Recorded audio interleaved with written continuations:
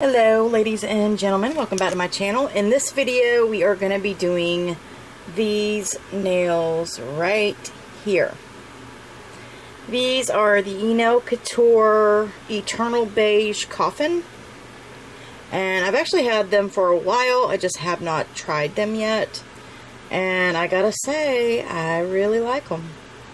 I think they are beautiful, especially with the foils like this.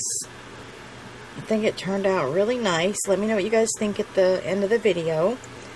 I used some of these beautiful pearls that I just bought from Amazon and some opals that I've had.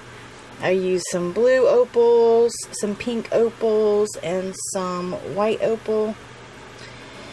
And yeah, so let me just quickly go in and show you everything that I used, because I do not talk in the video.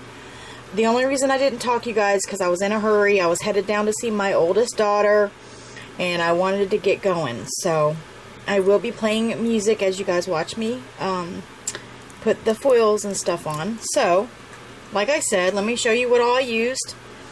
The gems I will leave links for. I also used the foil kit that Burano had sent me a while back.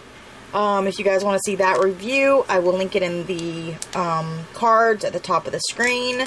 It comes with 2 of these really awesome nail foil glue. This stuff is amazing, you guys. This is some of the best foil glue I've ever used. And you cure it for 30 seconds. And then you put the foil on, and it works so good. I do send you 2 in the foil kit, along with a whole bunch of foils. I just grabbed 2 different foils, and I show those in the video as well. I grabbed this one here, which is on this hand, and then I grabbed the one behind it, right here. Sorry, but that's on this hand. And then I used my XVX gel to adhere the stones. So, without further ado, let's go ahead and get started with the video. Hope you guys enjoy it, and I'll see you at the end.